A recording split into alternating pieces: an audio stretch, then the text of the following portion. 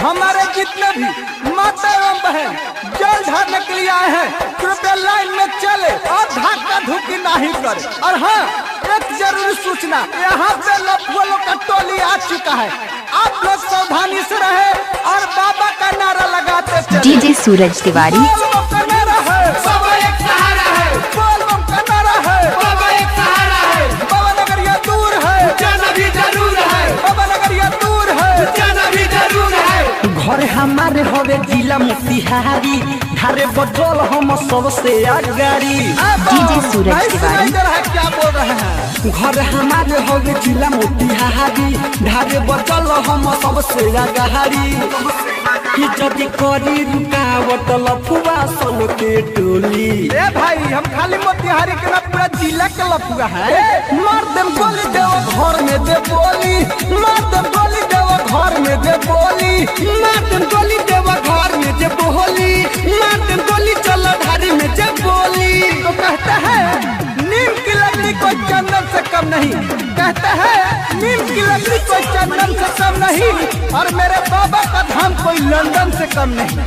प्रेम से बोलिए दुधेश्वर नाथ बाबा की। डीजे सूरज Tiwari music director ससीम Singh, music director ससीम Singh.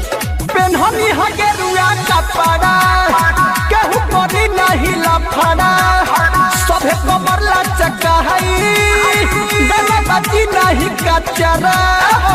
नचना है तो सही से नाचिए, तो बाहर निकलिए।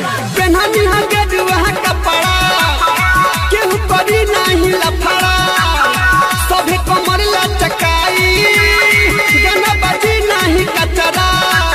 लड़की पर केहू लाला है ना नहना, नहीं तो पीठी पर टूटे लगी पहना।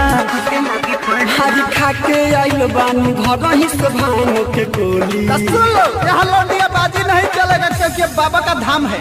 मार दम गोली देव घर में दे बोली, मार दम गोली जल ढारे में दे बोली, मार देम गोली देवा घर में जे बोली, मार देम गोली चल धारे में जे बोली। डीजे सूरज तिवारी हेलो, ऐसा थोड़ा साउंड कम करो। एक आवश्यक सूचना, हमारा सिला न्यूज टीम की तरफ से सभी कंवरिया को हार्दिक हार्दिक अभिनंदन करती है और करती रहेगी। Recording by Sheela films, DJ Motihari. Suraj Tiwari चिलम छाप जिंदाबाद, जिंदाबाद जिंदाबाद, चिलम छाप जिंदाबाद, जिंदाबाद जिंदाबाद। हमारे टीम की गौरी हमार की नहीं दिख रहा है, कृपया मेरे बात को सुनने में साउंड के पास आए।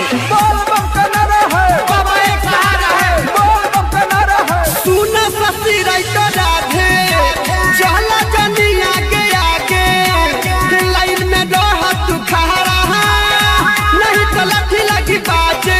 ऐसा सिंह नहीं मानिएगा, लाइन में चलिए, लाइन में। हाँ, सुनो ससी राइटर राधे, चलो न तू आगे आगे, लाइन में रह तू खड़ा, नहीं तो डंडा लगी बाजे।